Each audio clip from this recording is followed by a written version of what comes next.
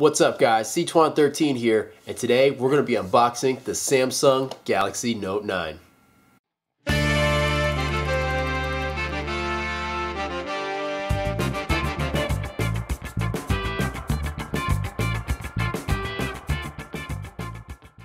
Okay guys, so here is the Note 9, and this one is the black version.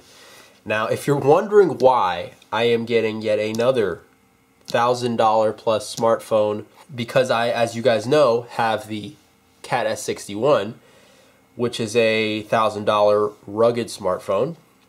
I'll go into detail about everything in another video that will fully explain why I'm switching over, but I will be selling my S61 and ultimately switching to the Note 9. But anyway, let's get into the video. This is about the unboxing experience. And I know I'm way behind the game here, guys, and if you don't want to see this yet again, you know what to do. Skip to another one of my videos. I've got plenty for you on the S61, on different accessories, you name it. You know, I've got different videos on it, but if you want to see this, stick around. So the S Pen is the feature that is most prominent, so that's what they put on the front. And it's kind of cool because this is the black phone, and it's got the dark gray S Pen, I think. And you can see the S Pen is just a translucent kind of black, so that's pretty cool. And then here's the inner box. Very nicely packaged. And I did purchase this on Amazon. I'll leave the links in the description.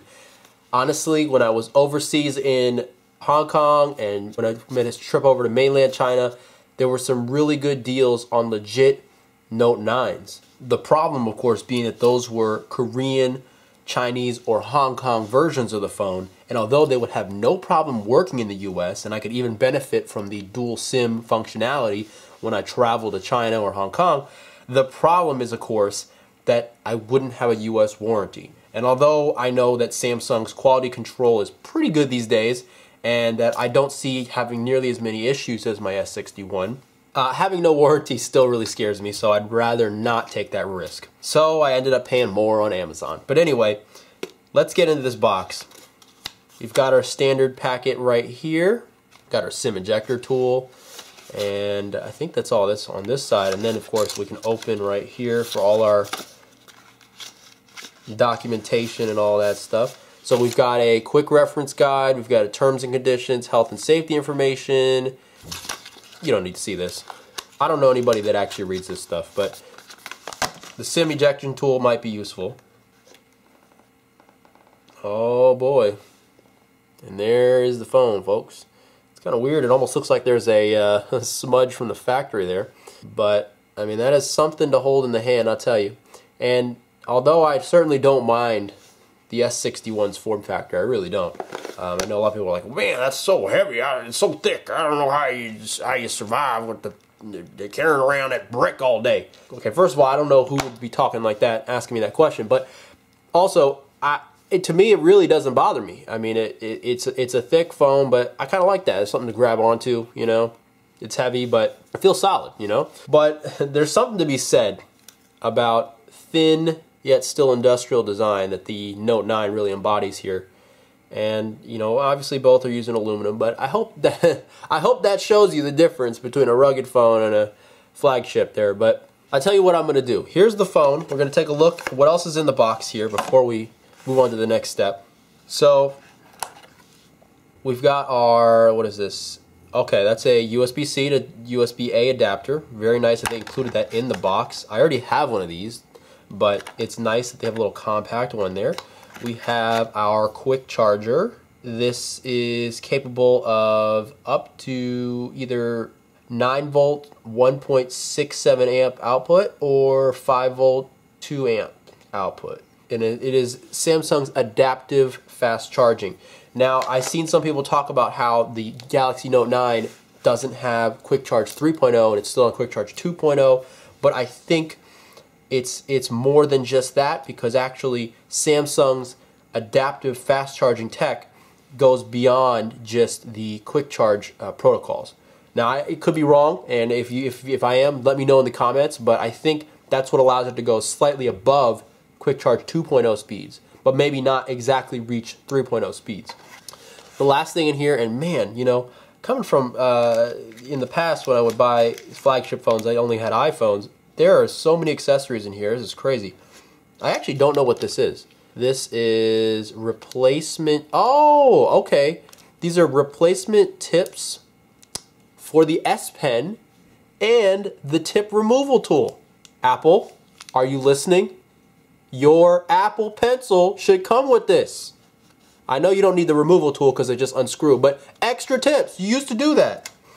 We've got extra ear tips for the included 3.5mm headphone jack of usable earphones. So again, we got earphones included with extra tips here.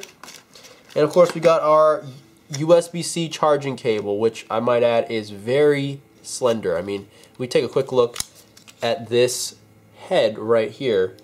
That is very thin profile, and I really do like that. So, alright guys, that's all that's in the box, but I'll tell you what we're going to do. I got to install this Whitestone Dome glass screen protector. I figured the best time to do it is when the phone is brand new out of the box and no dust involved.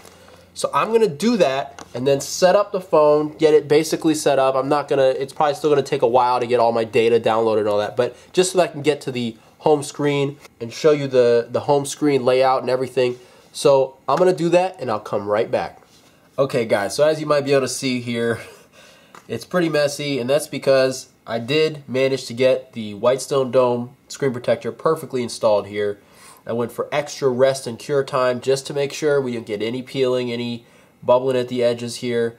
And I will give a full review, obviously, after I've had some time. Everybody always gives some BS review of having this screen protector on for 3 or 4 days. That's pretty much useless. We know that the longevity factor is the key here. Anyone can get a screen protector to stay on for a couple days, but how good is it long term? So I'm going to let you know that in a couple weeks. I just finished setting up the phone here, and I set up my fingerprints. We're in there. I'm still very confused. I am definitely needing to get used to the Samsung experience or TouchWiz or whatever the hell you want to call it. The S61 over here has pretty much stock Android, and that's just been a much easier experience coming from iOS.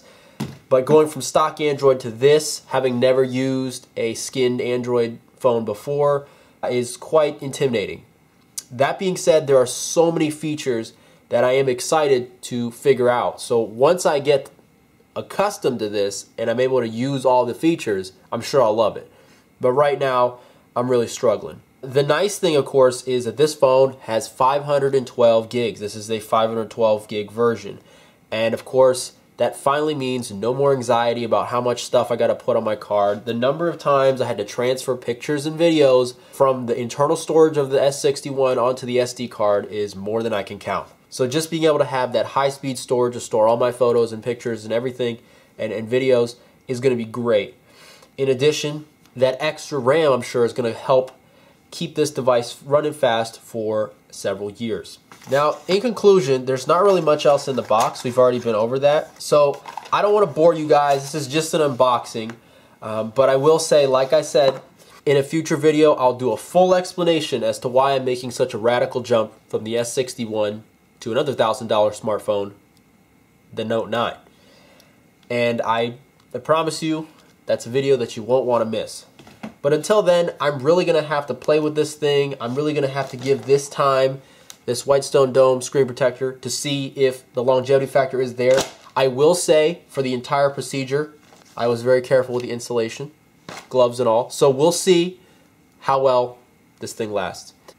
So far, I am nothing but impressed with this smartphone. That's pretty much worthless in the sense that I'm still going to need to be able to use this thing to really give you my opinion. Again, I will say, glass back, always a fingerprint magnet, but that's been said 1,000 times as well. The advantage, of course, the last glossy phone that I actually had was my 7 Plus, and that had a high polish aluminum anodized back. And that was not only a fingerprint magnet, it was a scratch magnet. The advantage with glass is that although it does break easily, it is not very scratchable. Most everyday items won't scratch it, save for some grit or things in your pocket, but keys, all that stuff, none of that's going to scratch it, so I do like that. In addition, I'm going to be throwing a case on there.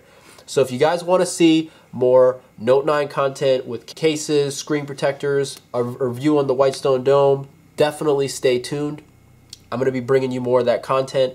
But anyway, guys, I hope you liked the video. If you liked it, give me a like. If you have any questions, comments, if you have any tips, because again, I'm a brand new Samsung phone user. I've never used a Samsung. I've never owned one. I've never really had even any extensive experience just using one. So if you have any tips for me on how to make my transition and experience from iOS to stock Android and then over to the Samsung experience easier, definitely leave that in the comments. I will be down there reading what you had to say. And if you want to see more, definitely get subscribed.